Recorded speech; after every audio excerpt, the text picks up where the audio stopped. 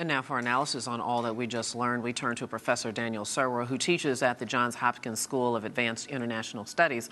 I spoke with him earlier out of Washington, D.C., and asked him for a better understanding of these militias and to explain what exactly they're fighting for. You have militias that had fought against Gaddafi, that fought together against Gaddafi, who are, since the fall of Gaddafi, in charge of parts of Libya and fighting sometimes with each other, sometimes with the civilian authorities. It's really quite chaotic. But if I were to try to draw a clear line, there's certainly a part of the fighting that is between Islamist and non-Islamist militias. That is, militias that support a strong role for Islam in governance and politics in Libya, and those who say, no, we want separation of mosque and state. And help us understand this latest conflict that, of course, made the big news, and that, of course, is the rocket or the missile that hit this huge fuel tanker, causing this out-of-control fire. This is near an international airport, a strategic spot. Why is this place, this airport, so important to these two groups? The airport is one of Libya's main links to the outside world. It was protected by the Zintan militia, the militia from a town east of Tripoli called Zintan, and it was being attacked by a militia from another town, from Misrata. And this is the kind of thing that has been going on for some time, especially in Benghazi, a little bit less so in Tripoli. But now it's reached a very important symbol and an important part of Libya's infrastructure. A lot of planes were destroyed. That's going to have an impact on insurance rates and the willingness of insurance companies to insure planes going into Tripoli. It cuts Libya off from the world, at least in part.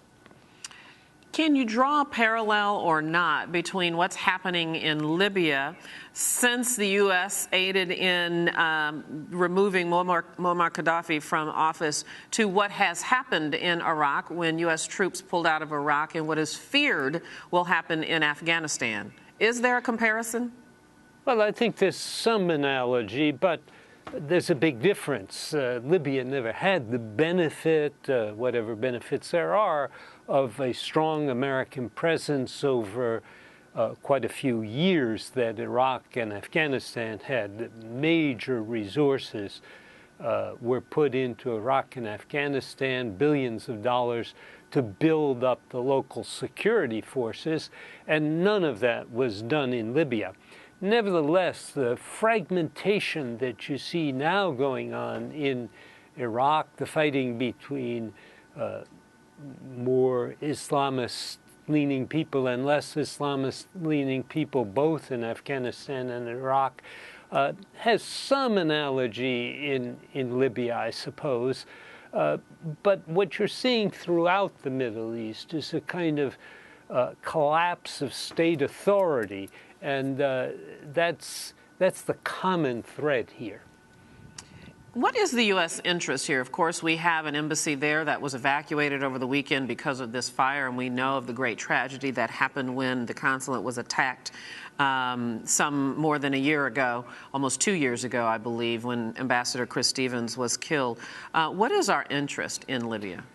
Well, I think there are two primary interests. One is a counterterrorism interest, that is, we don't want to see Libya or any part of Libya become a safe haven for international terrorists. And the second has to do with oil. Libya produces about 1.7 million barrels of oil on a very good day when fighting isn't occurring.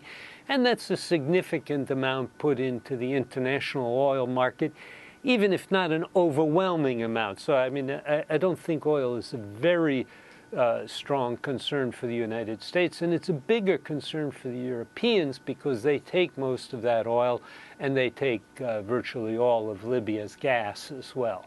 Daniel, where do you see this going? It would appear that the Libyan government is in no shape to be able to quell the conflict between these local militias. As you just said, U.S. has limited interest there. Where does this lead?